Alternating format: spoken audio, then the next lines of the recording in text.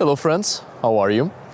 My name is Animal Fylgja and today I'm going to talk about the Animal Fylgja as one of the parts of the self. When I've presented you the video about the parts of the self in the pre-Christian Scandinavian spiritual understanding, I have presented 10 concepts, one of which was the Fylgja or Fylgjur, the plural form. And as I've been doing lately, exploring in depth each concept, today we are going to focus on the Fylgja as the spiritual entity bound to the self and the implications of its existence. I hope you enjoy this video. The Fylgjur, also referred to occasionally as Fylgjukolonna, it's one of the very first concepts of the Norse spirituality that gives us an indication that the Norse believed in the existence of a soul for each individual. The Fylgjur are the souls of people, or part of the soul of each individual that manifest themselves outside the body, a clear separation from body and soul, unlike the general belief that the soul resides within the individual. The Fylgja is a soul-like entity of the individual separated from the body. The first perception we have of a Fylgja is that it is a sort of wraith, a spectrum that follows a person throughout that person's entire life, from birth to death. Whatever happens to the person, including death, it will also happen to that person's own Fylgja. In some accounts, the Fylgja dies with the death of its human owner. Or, after the death of a person, the Fylgja moves on and becomes an individual entity. But that happens because the Fylgja is intimately tied with the fate of a person and the luck of that person, with the Hemingja, which I've also made a video of. There is a clear relation between both the Fylgja and the Hemingja, because the moment the Fylgja attaches itself to a person, it becomes part of that person and part of that person's fate. So the very nature of the Fylgja develops along with the nature of the person to whom it belongs. The Fylgja is the Nordic concept closest to the animal totem, a person's own animal spirit and sort of guardian. As this animistic notion remained in pre-Christian Scandinavian spirituality, it developed its complexity and became part of other Old Norse concepts. According to the Old Norse tradition, when a child is born, from the very depths of the well of Hurðarbrunnr, a Fylgja comes out. It is released and it will immediately attach itself to the child.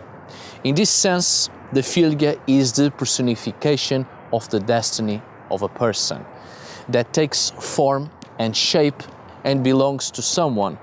And the fate of both entities, human and spiritual, are connected, and one influences the other.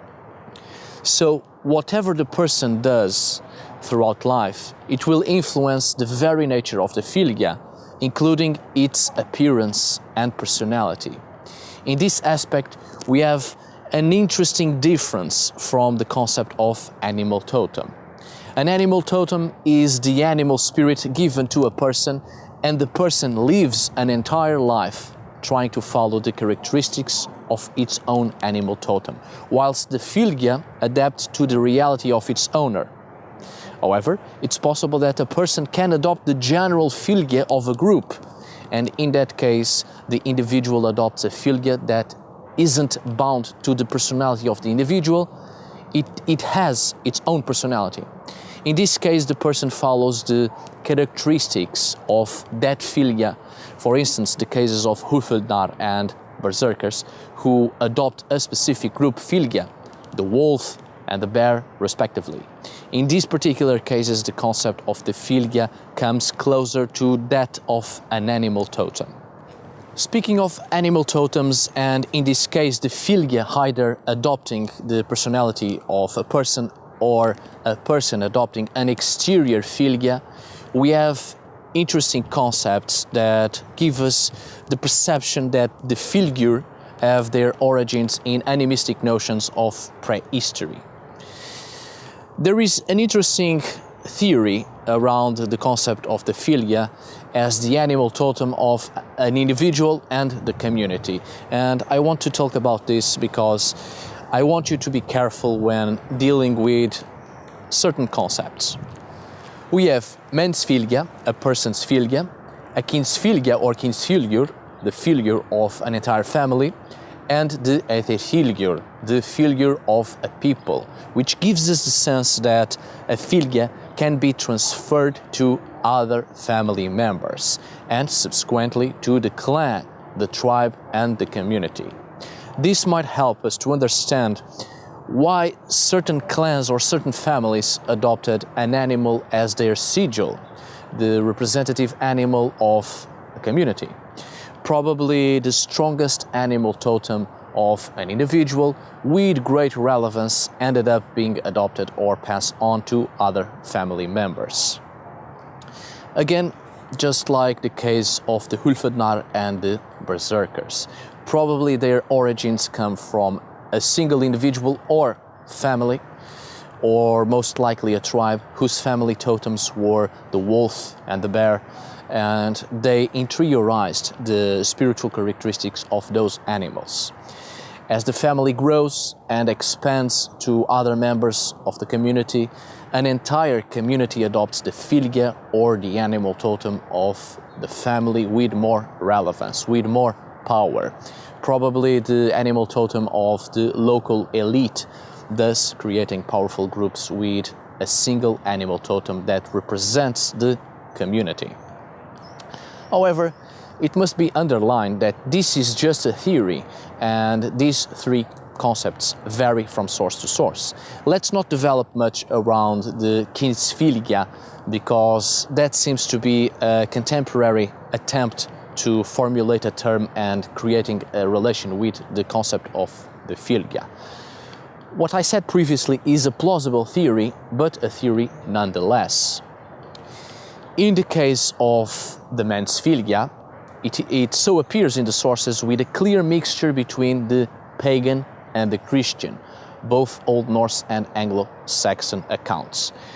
When the Fylgja of a person is described, it's often related to the hemingja, to the luck of that person, which isn't just luck, but it's the very nature of that person. The amount of hemingja is such and so powerful that the person's own Fylgja shines. There is a great brightness around it. In these particular accounts, it seems the Fylgja in a pagan perception was indeed part of one's spiritual existence. And because that person had a good amount of hemingja, a good amount of personal power and strong character, that person's own soul was very bright. Note that this is already Christian religious influences upon pagan concepts, and to the traditional motif of the Fylgja was added the brightness associated with Christianity and Christian saints. But these accounts are still a good indicator of the traditional meaning of the Fylgja, being part of the spiritual self. In the case of the Æther Fylgjur, even though in theory it's believed to be the general Fylgja of a community, if you consult Icelandic sources only, there is no clear distinction between Æther Fylgjur and the personal Fylgjur. And even nowadays in Iceland, this traditional motif remains the same. A small percentage of the population believes that the Æther Fylgjur are the group of Fylgjur a person is in possession of. Not just the person's individual Fylgja, but all of the previous Fylgjur of other family members who pass on their own Fylgja to their descendants. Which means the Æther Fylgjur end up being the group of the family's guardian spirits of one single individual. Do be careful in your research, especially publications on Hausaþrú, the modern neo-pagan religious reconstruction. People in those publications have the tendency to create a lot of terms and concepts that are their own perspectives and theories and have a very clear disregard for the actual sources. Now, let's go back to the sources. In several sources, we have a couple of examples of this conception of an animal form connected with the individual, and this entity is only perceptible in dreams or can be seen by those who have the power of the second sight, which gives them the ability to see the figure of others in the waking world. There is one particular account I would like to share with you, which seems to me one of the best sources to understand this concept of the Fylgja in the Fletcherjarlbok. The account tells us that a child named Thorstein one day came into a hole he was used to go, but on that specific day, as he entered the hole running, the child slipped on the floor and fell. Geithir, a man with the second sight, burst out laughing. Thorstein was obviously not pleased with this reaction and asked Geithir why he thought it was so funny. Geithir told him that as the boy entered the hole, he saw a white bear cub following the boy, and when the animal was aware that Geithir could see it, it was surprised and stopped, and so the child fell over the animal. Geithir noticed the white bear cub was the boy's Fylgja and concluded that, after all, Thorstein might not be the son of his parents, but of someone else with a greater lineage. The bear is a symbol of high birth, so Thorstein wasn't a common peasant boy. The boy's Fylgja is so strong in terms of lineage that it even has a solid presence, enough for the boy to fall over it. The boy's own spiritual essence is of such great significance that his own Fylgja can provoke manifestation in the physical world. This is interesting because it also matches the folk belief of Iceland, which was still very much alive, at least during the past century. The belief that one's Fylgja would make noises announcing the coming of the individual to whom that Fylgja belongs to. We have many accounts of this folk belief from the 70s of the past century. The great majority of people interviewed and asked about the concept of the Fylgja would say that they have experienced many times the Fylgja of a certain individual announcing the coming of the person several minutes before the person arrives. There's an interesting book about this social experiment in the 70s in Iceland, and I'll leave here the title and the author. Anyway, this folk belief, still very much alive in our contemporary times, continues to reinforce the Old Norse belief that the Fylgjur would travel ahead of their owners to manifest themselves as means of warning about the arrival of the individual or announcing death. It was a common belief that the Fylgja of a dead person would also manifest itself several moments before the dead person would arrive, either in dreams or in the waking world. And then we have several accounts of people who see their own Fylgja all bloody, announcing their death or some other misfortune. We have wizards whose shape-shifting form is the same of their Fylgja, or people with bad intentions towards a party have their Fylgja in the form of wolves. Noble people and heroes have their Fylgja in the form of noble animals, such as bears, or the Fylgja takes the shape that symbolizes a particular activity in a specific moment. Again, warning of what's to come, etc. What we have to retain from here is that the life of the animal Fylgja depends on the life of the person it accompanies, and vice versa as well. The human life is dependent on the well-being of the animal Fylgja. And also, an individual or individuals are only aware of their own Fylgja or the Fylgja of others in dreams, unless they possess the second sight.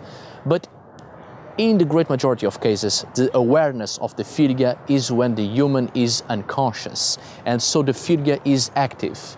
And while unconscious, people had the perception of what was to come based on the appearance and form of the fylgja, which was intimately tied to their owners. So they expressed fate.